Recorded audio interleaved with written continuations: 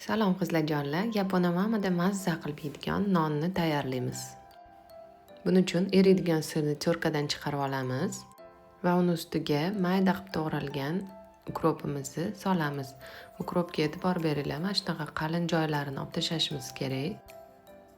Ukropni ham soviganimizdan keyin bir dona chesnogimizni cho'rkadan o'tkazib olamiz.